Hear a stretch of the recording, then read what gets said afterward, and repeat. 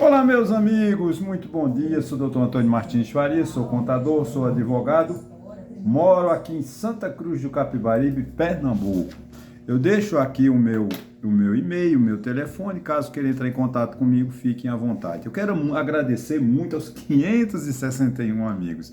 Muito obrigado. Continua a proposta, até o final do ano nós ultrapassarmos a 1.000 inscritos no meu canal. Eu quero agradecer também deixa eu ver quantos, meu Deus, aos 28 visualizações. Eu estou percebendo que tem um pessoal aí que não dorme, né? Porque ontem à noite quando eu fui dormir, tava 19, agora tá com 29. Então, alguém viu de madrugada. Que bom, né? Tem gente, espero que não tenha insônia. Se tem insônia muito grande, procurar o médico. Eu quero primeiro, né, dizer o seguinte: governo Lula precisa salvar a Previdência Social, urgente. Tá, gente, isso não, foi o meu vídeo do tema da semana passada, e eu insisto muito nessas questões econômicas, porque a gente percebe que o político, né, a política não está voltada para os problemas nacionais, eles estão preocupados com eles, né, com a direita, com a esquerda, com essa bipolarização que nós estamos vivendo no país. Então, nem a direita, nem a esquerda, nem o centro defende as instituições, defende os organismos, defende a situação do povo. Porque a calamidade da Previdência Social é assustadora, mas você só vê nos blogs do presidente Lula elogios ao presidente Lula, nos blogs do Bolsonaro elogios ao Bolsonaro, e eles não aceitam que você faça qualquer crítica à política econômica. Se você criticou o governo, pronto, aí já começa o xingamento. Mas o que eu estou fazendo aqui, eu não estou criticando o governo, eu estou apontando que situações que a gente precisa, o governo, né, precisa tomar medidas para resolver, para solucionar, para diminuir o prejuízo, para diminuir o déficit, para fazer com que a economia deslanche, para que realmente os preços caiam, para que realmente possamos, o Banco Central, né, ter uma situação econômica que diminua a taxa de juros. Pois bem, veja bem, é bom quando a gente fala em assuntos logo em seguida, né? É bom quando a gente fala o seguinte.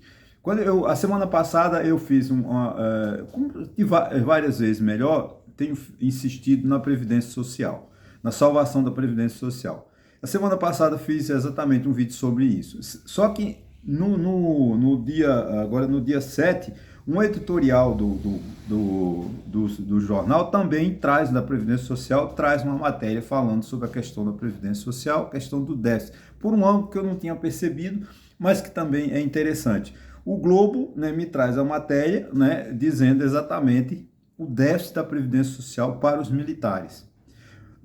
Vamos esclarecer o seguinte: os militares, eles não são funcionários públicos, eles são uma espécie sui generis, eles são uma instituição diferente, eles são separados do funcionalismo público. Então tem a previdência do setor privado, a previdência do setor público, que engloba, né, órgãos, ministérios, prefeituras, estados e tudo, e tem a previdência dos militares. Né? Foi separado, acho que no governo de Fernando Henrique, essa separação para o militar não ser funcionário público, que realmente não é. Ele é uma força especial, ele tem que ser tratado de forma diferente. Então tem uma legislação toda específica sobre as Forças Armadas.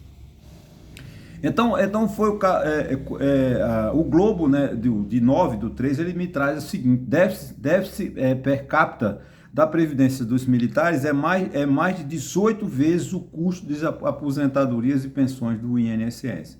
Ou seja, o sistema de previdência dos militares está desastroso. O governo ele arrecada 9 bilhões e gasta 60 bilhões, pagando pensões e aposentadorias dos militares. Não tem lógica isso. Você arrecada, vamos trabalhar com 10 bilhões de reais e aí paga 60. Quer dizer, tem um déficit de 50 bilhões de reais que o governo tira por ano, né, para isso pagar essas despesas. O que acontece? Enquanto não encontrar uma solução para a Previdência Social, o governo tem um déficit de 30 bilhões de reais da Previdência como um todo. Ele podia pegar esses 320 bilhões e gastar onde? Em saúde, em educação, em transporte, em hospitais, mas não, ele pega o dinheiro dos nossos impostos, né, e já para pagar despesas obrigatórias da Previdência Social. O que tem que se fazer? Uma reforma na Previdência urgente que tire esse déficit, que acabe. Não é fazer o que eles fizeram em 2019, na reforma de Bolsonaro, na reforma de Lula, na reforma de Fernando Henrique Cardoso, que só resolveram a meia dúzia de uns ajustes ali, as prefeituras e os estados não assumiram as reformas e continua um déficit monstruoso da Previdência Social. O que a gente precisa fazer na Previdência é talvez capitalizar, alguma coisa tem que ser feita.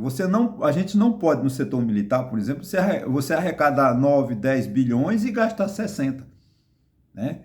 Porque é a despesa de pensões e você está contra os... Não, os militares têm o direito deles, são pessoas que dedicam a vida, trabalham, defendem a pátria, né? Fazem exercícios, estão preparados para nos garantir as nossas fronteiras, garantir nosso espaço aéreo, garantir o nosso espaço marítimo. Os militares têm todo o direito de serem bem tratados, bem remunerados. Tem injustiça? Tem. Não, por exemplo, a questão que não pode falar, porque a questão das filhas dos militares, elas não casam, né? Porque elas ficam com a pensão dos pais. Quando os pais morrem, elas ficam com as pensões. Isso gera um problema social gravíssimo, além das brigas entre famílias, porque os homens também querem partir. Aí, quando o pai morre, que a filha fica com a pensão, o irmão briga com a irmã, mata a irmã com raiva porque ela não divide um centavo daquela pensão, que ele acha no direito dele. Mas a lei é clara que só dá para os militares. Ou então, ele diz assim, por exemplo, um general que é muito rico, né? Que tem muitos apartamentos nos Estados Unidos, quando ele morre, a família fica desesperada, aí ele não quer, ele quer tirar, ele tem uma filha, a filha vai ficar com a pensão, então o que é que os outros irmãos querem? Querem que ela renuncie aos bens, à herança dos bens, só que ela não abre mão e vira inferno. Isso é uma briga astronômica, isso é nos bastidores, né? Acontece muito. Então, é preciso, né, que o governo tome providências, né? A reforma da Previdência não é, por exemplo, eles vão fazer a reforma para tirar o trabalhador rural de se aposentar aos 55 e a mulher com 55 e o homem com 60. Eles vão botar 62, 65. Isso eles vão fazer.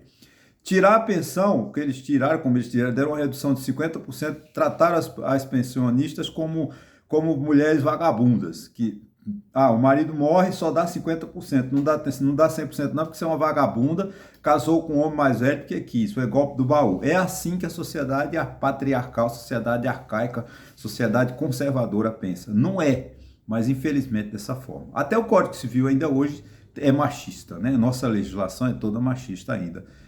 Lá, a mulher que para anular o casamento, 10 meses depois, se ela não tiver um filho, ela só pode casar depois de 10 meses, que é para ser o filho naquele interregno de 10 meses, se ela engravidar, o filho é do marido. Então é tudo uma questão que ele cobra a fidelidade da mulher, mas não cobra do homem. Não tem um artigo no Código Civil dizendo que o homem também só pode casar depois que o casamento for anulado depois de 10 meses. Né? Mas para a mulher tem, porque ele cobra a fidelidade da mulher. Então, nossa sociedade é uma sociedade machista, uma sociedade que, infelizmente, vão para os legisladores, fazem esse tipo de absurdo. Né? Então, para se ter uma ideia, o déficit da Previdência Social dos militares em 2024 foi de 60 bilhões de reais. Gente, é impossível. Você trabalhar... É mais do que as emendas que os parlamentares usaram para distribuir para os amigos. Né, que é 2% lá das emendas parlamentares, mais fora as emendas de governo, as emendas de bancada, né, e assim. Então, 50, 60 bilhões que você pega o dinheiro, já é curto. Você pega 60 bilhões para pagar a pensão dos militares, você pega 60 bilhões para pagar emendas parlamentares, são 120 bilhões que deixam de ir para a economia, deixam de ir para investimento. O governo precisa de aumentar os investimentos de 16% ao ano do PIB para 20, 22%, para que a economia possa crescer. E só tem um jeito de baixar a taxa de juros, com o crescimento da economia. A economia andando a migalhas, como tem que... cresceu, a economia do Lula é muito bom, porque cresceu 3,4%. Gente, isso tudo bem, isso não é crescimento da economia brasileira.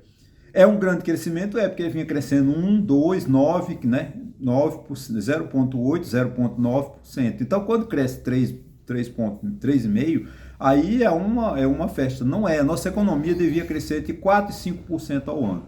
Os nossos investimentos deveriam ser em torno de 20%. Mas não, ele está em 16, 17. Quer dizer, não tem como, e não tem superávit. Não tem como você cortar gasto se você não tem superávit fiscal. A economia só cresce se tiver superávit fiscal. O governo não pode trabalhar com déficit pagando juros. 950, 900, quase 1 bilhão, 1 trilhão de juros por ano. A dívida de juros é de 973, 970 e poucos bilhões que o Brasil paga de juros.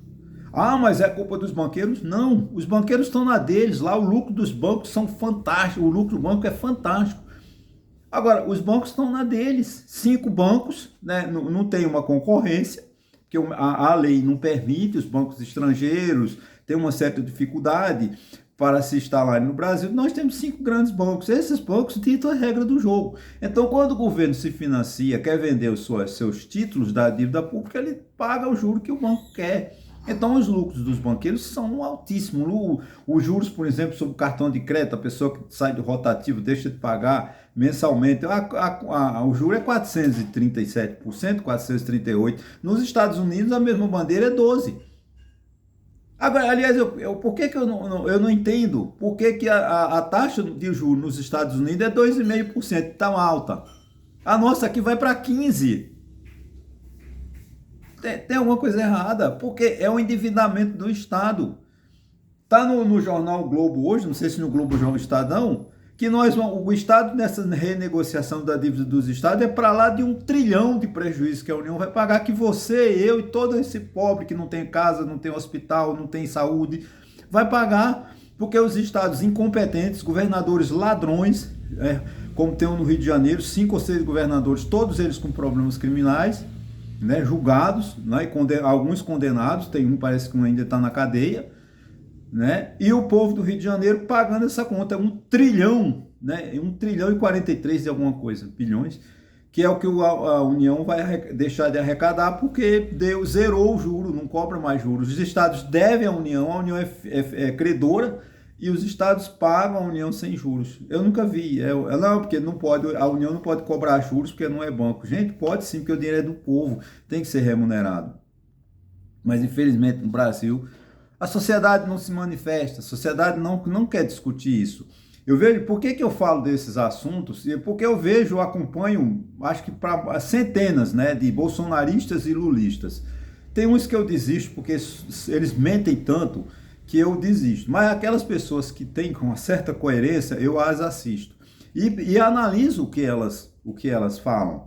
Mas eles não admitem discutir os verdadeiros problemas do país, que é a previdência, a questão da taxa de juros, a economia não cresce há anos, e ninguém discute. Ah, mas o Lula está fazendo um bom governo, o Lula está fazendo um bom... Não, gente, ele não está fazendo um bom governo porque ele não está atacando os verdadeiros problemas. A nossa Previdência não pode ficar com um déficit dessa natureza. Há que se fazer urgente uma reforma. É ano de eleição, não sei. Gente, não pode, porque nós temos eleições de 2 em 2 anos. Então a gente tem que sair dessa bobagem de ano de eleição não se faz nada porque vai prejudicar. Não importa se prejudica candidato A ou B, o presidente Lula, para ele ser reeleito em 2026, ele tem que tomar medidas que realmente cortem os gastos. Porque é inadmissível que a inflação que nós estamos vivendo se perpetue, né? Então, essa reforma da Previdência, ela precisa de ser urgentemente discutida com a sociedade. Não adianta a gente ficar aqui achando que Lula está maravilhosamente bem. Não, ele tá pegando o dinheiro que arrecada, paga a despesa, só que chega no final do ano, gera um déficit, aí faz uma emenda constitucional e diz, não, o déficit agora não é, o corte de gasto agora vai ter um déficit de 30 bilhões. O superávit fiscal agora não vamos mais, temos uma margem de tolerância que o governo pode gastar 20% do PIB. Não, gente, não pode.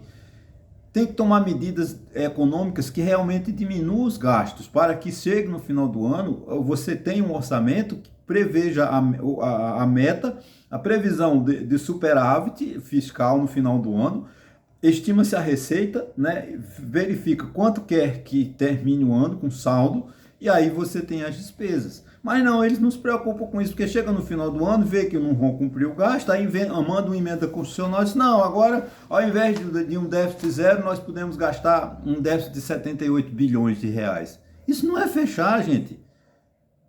O governo vai acumulando, acumulando, e a dívida pública chega um patamar que você não consegue mais controlar. Nós não podemos ter um país que paga 970, 960 bilhões de juros, despesas de juros por ano.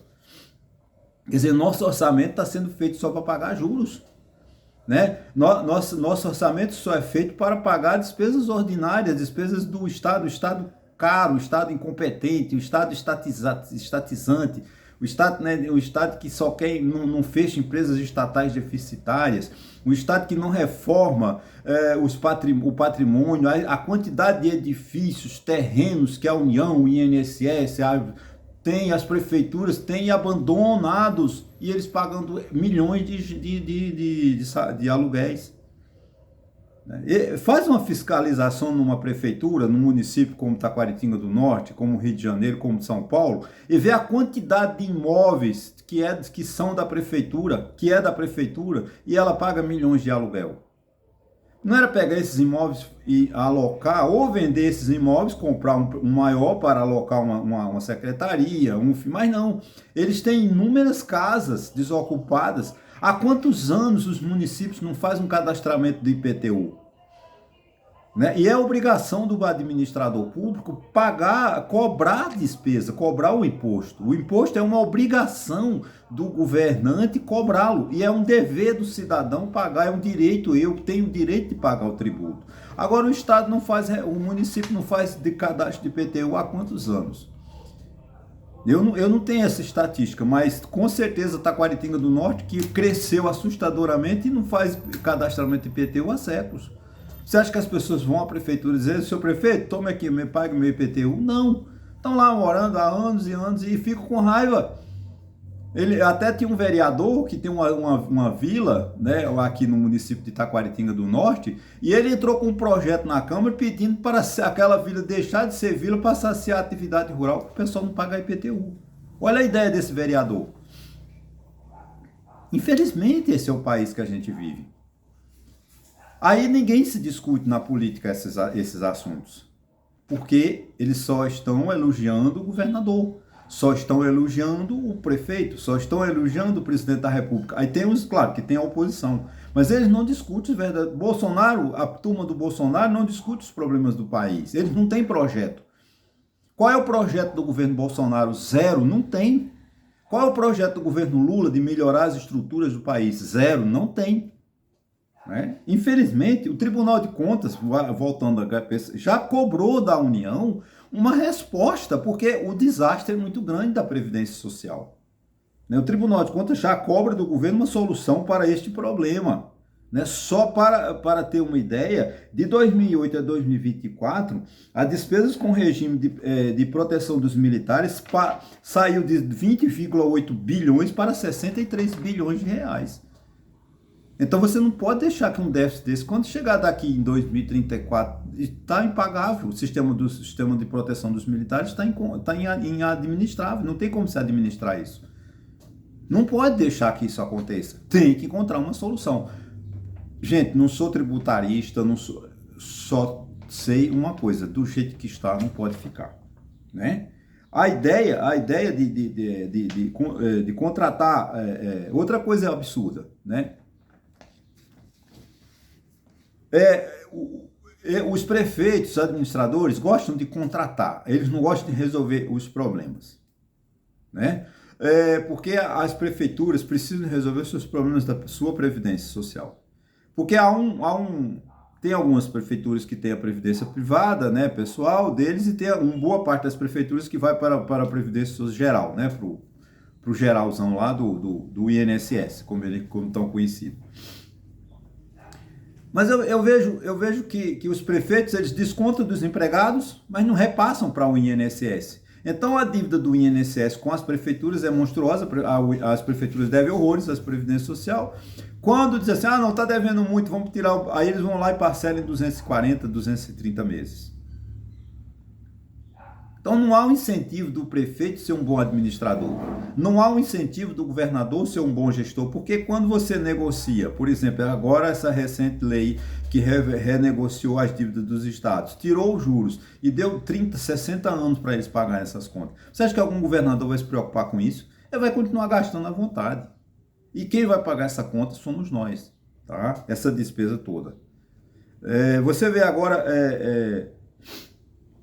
o prefeito do Rio de Janeiro, pelo qual tenho grande admiração, gosto do prefeito, acho ele um político realmente populista, né? Um cara que veste a camisa do Rio de Janeiro, tem um defeito que é vascaíno, se eu não me engano,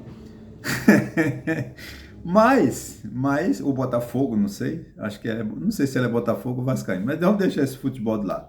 Ele quer contratar 4.500 guardas municipais pelo regime CLT. Gente, isso é a privatização da segurança pública. Vai agora uma empresa, chega no município de Santa Cruz de Caparibe, faz um convênio com a prefeitura e diz assim, agora a segurança pública de Santa Cruz de Caparibe vai ser sobre a direção da empresa A, empresa B. Gente, não pode.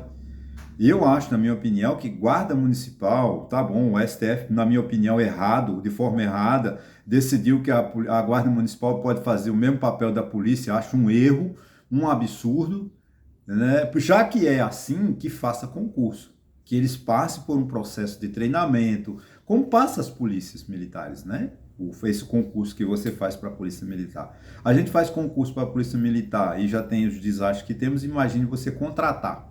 Né? Vai chegar no Rio de Janeiro, o ano que vem ele contrata esses 4.500, o próximo prefeito contrata uma empresa e a empresa é que vai fornecer esses guardas aí. Então, realmente é uma loucura. Então, o país tem muitos erros, né? Que a gente precisa de resolver. Antônio, você está criticando o prefeito, você critica até o prefeito Eduardo Paes? Não, eu não estou criticando o prefeito Eduardo Paes, está no Globo de ontem, que ele quer contratar 4.500 guardas municipais pelo regime CLT. Quando, na verdade, na minha opinião, devia ser concurso público, como se submete na mesma iguazonomia das polícias militares. Mas eles vão contratar ex-militares. Pior. Um contrato de 8 anos, pior ainda, ou de 6 anos, pior ainda. Então, acho que devia ser concurso público. Né? Agora, voltando um pouco de política, segundo Miriam Leitão, do Globo, ela diz o seguinte: Lula está isolando Haddad, que aos trancos e barrancos entrega 7% de crescimento do PIB. É lamentável que eu acho que Lula não é louco. Lula tem juízo, apesar dele ter indicado Dilma para ser candidato à presidência da República, uma das pessoas mais incompetentes da história brasileira, uma das presidentes mais incompetentes. Ela não é igual a Bolsonaro, tá? Ela é muito melhor que Bolsonaro, porque o pior presidente da história do Brasil ficou Jair Bolsonaro, né? Só falta agora, com a ida de Gleisi Hoffmann, que tá todo mundo dizendo, não, porque a Gleisi é uma pessoa... Tá, eu não tenho nada contra a Gleisi Hoffmann, mas só que ela indo para o Palácio do Planalto, despachando, que acho que é a partir de hoje, ela vai tentar isolar o Haddad. Tomara que o Lula não tenha a audácia de trocar Haddad por Dilma Rousseff, por exemplo. Ele pode tirar a Dilma lá dos brinques e botar, dizer, eu não quero mais o Haddad na direção da economia e colocar a Dilma como ministro da Fazenda. Aí, se for isso aí, é o desastre. Aí, realmente, nossa economia vai pegar fogo. Eu espero que, mal ou bem, o Haddad vem fazendo um papel, né? Um papel lá, sustentando, vamos dizer, o Haddad é o apaga-incêndio, né? Os tiros, né, da Gleisi Hoffmann, do Pimenta, turma atirando em Haddad, que é o fogo amigo, né? A guerra interna do PT destrói a política econômica do governo Lula. E Lula sabe disso, eu acredito, ele é inteligente, apesar de ter indicado a Dilma, ressalve-se, né? Sabe que se ele tirar o Haddad é o fim do governo dele. Então eu acredito que esses 2 anos o Lula deve manter o Haddad no comando da economia. Se Lula quiser realmente tirar Haddad para colocar um ministro que gaste, que não ponha limite, que não faça contenção de despesas, aí a inflação pega fogo e eu acredito que fica muito difícil para o Lula se confirmar em 2026. Claro, se aparecer um candidato da direita viável. Porque como eu acho muito difícil que tenha em 2026 um candidato viável que a gente possa confiar. né? Porque tem esse governador de Goiás, não sei se ele vai muito longe. Tem o governador Tarcísio de Freitas de São Paulo. Não concordo porque ele é golpista, ele apoiou Jair Bolsonaro, e pessoas que apoiam Jair Bolsonaro são pessoas que você não pode confiar porque ele pediu o golpe de Estado, né? Eles defenderam a ruptura da democracia. E a democracia é um regime que a gente deve, né? A gente deve defendê-la a unhas com garra, com sangue. Para a gente. Então é muito difícil você ter um governador de São Paulo, candidato a presidente da República, por mais bem avaliado que seja em São Paulo, eu temo, porque ele é um golpista, ele é um apoiador de Bolsonaro. Então quem apoia Bolsonaro não merece o respeito do povo brasileiro, que uma pessoa que tentou romper o processo democrático, que nós instauramos em 1985, quando Tancredo Neves foi eleito no colégio eleitoral, né, viemos e com a Constituição, casando com a Constituição de 1988, que é uma Constituição democrática, uma Constituição que tem todos os nossos direitos, as nossas garantias. Ela não tem previsão de golpe de Estado. Né? A nossa Constituição ela é tão sábia, ela é tão bem elaborada, que ela não tem a previsão de uma nova Constituição. Ela tem que ser, ela é perene, ela é permanente no tempo. O sistema de democracia no Brasil é um processo que nós temos que defendê-lo, porque ele não pode ser rompido com ditadores, como pretendia o Jair Bolsonaro. Já está evidente que Bolsonaro tentou o golpe de Estado, tentou romper, né, a estrutura democrática. Ele mesmo falou várias vezes que não iria cumprir mais decisão do STF, que não tinha nada a ver com isso, que a Constituição deu indulto para pessoas erradas, enfim, fez tudo que era errado, Jair Bolsonaro fez. Mas para não dizer que o problema do Brasil é Jair Bolsonaro, o governo Lula também precisa desse caos, né? Porque ele não enfrenta os problemas da economia, como, por exemplo, com o combate à inflação, como o déficit público que ele tem que cuidar, o déficit da Previdência que ele tem que cuidar, e uma série de outras reformas administrativas que ele precisa de fazer, que ele não faz. Porque não tem, é porque o Congresso Nacional não trabalha, porque tá bem. Você dá 50 bilhões para deputado entregar para os amiguinhos dele, ele está satisfeito, ele não vai fazer. O que é que o Congresso Nacional vai fazer? Se ele tem as mordomias que tem em Brasília, ainda tem mais 50 bilhões de reais, 60 bilhões, deve ser 60 bilhões com a inflação, né? Corrigido pela inflação, ano passado foi 49, 50 bilhões, ele deve ir para aí uns 60 bilhões de reais esse ano para distribuir para os amiguinhos dele. Você acha que o deputado quer trabalhar? Quer não, ele quer ficar lá em Brasília somente fazendo cera. Ok, gente? Muito obrigado mais uma vez. Para você tudo de bom e até quarta-feira, viu?